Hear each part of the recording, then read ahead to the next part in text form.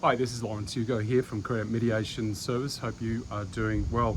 I wanted to share with you an experience we had recently, which is really symbolic to a lot of circumstances that of clients that they go through that you may have observed yourself as a financial specialist or experienced yourself. That is that this particular client who reached out to us for financial assistance owed $300,000 in unsecured debt. Now, if they were self-employed, that wouldn't necessarily be a problem, but this is a PAYG individual, husband, wife, a couple of kids. We're not giving any personal details, of course, but how is it that you're on average wages, with an average mortgage, with an average family, and you accumulate $300,000 in credit card debt? I'm going to explain how this happens. So this particular client, actually, broadly speaking, there's three ways you can accumulate this level of debt that we've observed the last few years. The first is consolidation. That is that you have, say, $50,000 in credit card debt. You consolidate those debts into your mortgage or into a personal loan. The bank that lends you the funds will say, you cancel the credit, and so that you can service the personal loan or the mortgage. But for some reason, for better or worse, I don't cancel my credit limits on my credit cards. And then temptation comes and I go spend on the credit cards. Or there's a life event, and I'm inclined to use those credit cards because of money or what have you. It's a little bit windy here at the moment because there's a cyclone forming a few hundred kilometers up the coast here. So we're really copping it here at the moment, and the surf, you can probably see right on the horizon there, maybe. You can see the ocean, and the surf is particularly wild today. And so I don't cancel my credit. I use my credit cards once again, and now I'm lumped with my full limit that I owe on the credit cards, plus the personal loan that I borrowed to consolidate those cards in the first place. So that's the first way. The second way is legacy limits, and this is how this particular client had accumulated this debt in the first place. Legacy limits is back in the old days where the banks increased your limit without invitation, without you asking. They just sent you a notification. Congratulations, we're giving you another 10,000 or 15 or 20 or 5 or what have you. And oh great, I've got that limit. This particular client didn't use those limits. They just kept the credit cards on the low. However, it's a legacy limit, and life circumstances have changed for them. There were some medical issues, there were some problems with family overseas that they needed financial assistance. And so, slowly but surely, they're something $40,000, $50,000, $60,000 worth of credit cards that they could easily service just crept up. Before long, they were owing $300,000. Back in the old days, they were able potentially to afford that. Not today, no way. And so with these legacy limits, they had access to those funds, but they can't afford it today. The third way that people getting themselves into financial trouble is a lot more common, and the community, the financial community, ASIC, and the community in general are coming to terms with what some lenders are doing now. We've been seeing this for the last 7-8 years, this trend that's been on the increase, and it's climaxing now, but ASIC is now doing something about it, hopefully. What that is that ASIC is really noisy about lenders who are misleading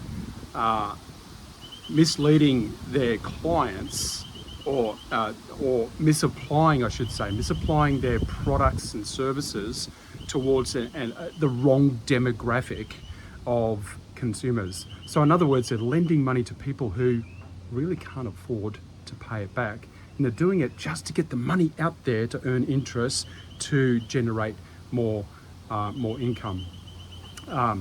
American Express, for example, was fined for doing such thing back in June, July last year, 2024. Recently, there's been allegations by ASIC and court action against Oak Capital for such alleged behaviour. Excuse me. ASIC, as we might know as financial specialists, are now focusing, among other things, they're focusing on lenders who adjust their lending criteria to get more money out there, as I said before. So what they're doing is they're repackaging a consumer product into a commercial product and lending this commercial product, sorry, losing my voice, they're consumer product repackaging to a commercial product and lending or using that commercial product in a consumer market. You can get access to a lot of money within 24 hours, and all you need is an ABN number. You could be a sole trader. You could work on contract work if you do your own tax. There's all kinds of ways that a consumer can be identified as a business, and therefore, if they're a business, they have access to a business facility as the logic applies. However, and this is the kicker for the lender, if it's a commercial product, then there's no consumer protection. And so you are, to some degree, you're free as a lender to lend as much money as you're willing to risk under that commercial criteria to consumers to get that money out there. So this has created a growing bubble of problems where we are encountering so many inquiries from businesses or consumers who find themselves that they've got these business debts when it's very hard to classify them as business owners. We have one case of an aged pensioner who had access to $60,000, $70,000 from a business lender, and yet she was an aged pensioner. And there was ways around the laws that the lender was able to do that. So this is a real problem. The major banks recently, we had a call a couple of weeks ago from a consumer, and what some banks are doing to remain compliant under consumer laws, but just get people to use their limit, is that they are now inviting consumers to spend down on their credit cards. For example, this client had $3,500 owing on his credit card, and his limit was $5,000. So this particular bank sent a text and an email to him reminding him, hey, you've still got $1,500 on available on your limit. Well, why don't you go draw it down and spend it? Press yes if you'd like to do that, or no. So sure, okay, yes, and within 24 hours he had $1,500 in his bank account. That's really cheeky, that the bank is taking the initiative and being a lot more assertive and even aggressive in pushing money out there to the consumer market. So what do you do under circumstances like that? You owe $300,000 or $50,000 or $5,000, whatever amount that you owe unsecured. You're experiencing some struggles in maintaining repayments, or at least either in arrears or you're hand to mouth. So what options do you have? First thing to do is to stop spending. It's critical to not maintain that habit and momentum of spending, particularly on excesses, discretionary spending. It might be time just to pull back from going to a concert once a month, or buying designer label clothes, or going out for dinner every third or fourth night. All those things are wonderful, of course, and if we're able to afford it, by all means. But if I can't write the checks for my lifestyle, I've got to pull back. So the first thing, once again, is stop the spending and focus on what is more important in how it is that you apply your money. The second thing to do is a budget. And what a budget is going to do is it's going to reveal to you what your needs are and what your excesses are.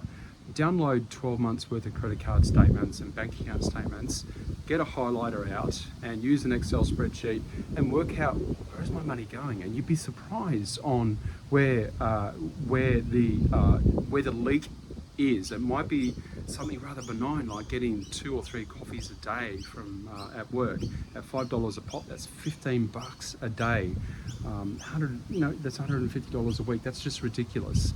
And so those little discretionary spendings, which appears to be not much of a drama in spending it, but it's a death by 1,000 cuts. So by doing a budget, it's going to reveal where your spending habits are, and then from that point where you can cut back from the spending, such as with the magazine subscriptions, a gym subscription that you never go to, and that sort of thing. And that of itself might be enough for you to realize, but for you to put yourself from a budget deficit to a budget surplus. So usually doing those two things will fix the problem. But there are sometimes cases where you can't do that. You've done that, but still you're in budget deficit. So what are your options? What's the option for this particular client who owed $300,000? And we'll use him as a case study. So $300,000 in unsecured debt, credit cards with banks. The monthly payments are an astounding $9,000 a month. And so what this family is doing is they've created a false economy where they're round robbering their limit drawdowns, maintaining repayments with their income, and using their credit cards to pay their regular bills. And that's going to come to a messy end eventually, because it is simply unsustainable. So they owe $300,000, $9,000 a month in monthly payments. And if you go to the Money Smart website, there's some great information on there. And one thing you could do is you put on the credit card calculator how much it'll cost for you to pay, how much interest that you'll be charged to you on your credit card if you paid off at simply the minimum monthly due payments. For this gentleman, it'll be $1.2 million that he'll be paying in interest over the next 25 years. That's ridiculous. So what we're going to do with this fella is we're going to reduce his $300,000 down to $200,000 through negotiations. We'll put a permanent interest block on the $200,000, and he'll maintain then a minimum monthly due payment of about $2,500 a month over 7 years, interest free. So where he's going to save is he's going to save $100,000 up front, which is pretty awesome. He's going to save about $6,500 a month in monthly repayments on top of that. And then, and this is the kicker, he's going to save approximately $1.2 million in future interest he does not have to pay. And that's where the real benefit is going to be. And when people use this kind of service where a professional negotiator reduces the balances, put a 7-year interest block on the account, and then maintain usually the monthly repayments drop by a third, it is a life-changing experience for the consumer. So the message here is, whatever your circumstances, keep to a budget. That's really important. Don't go overboard with your credit cards, or better yet, stay away from the credit cards. And if you feel like that your credit cards are getting a little bit out of control, or if you have a client who is in a bit of trouble, reach out to us, Credit Mediation Service, 1300 490 030. It is blowing up a little bit more, and I think the cyclone's getting a little bit closer, so time to go indoors. Thanks guys, talk soon, bye.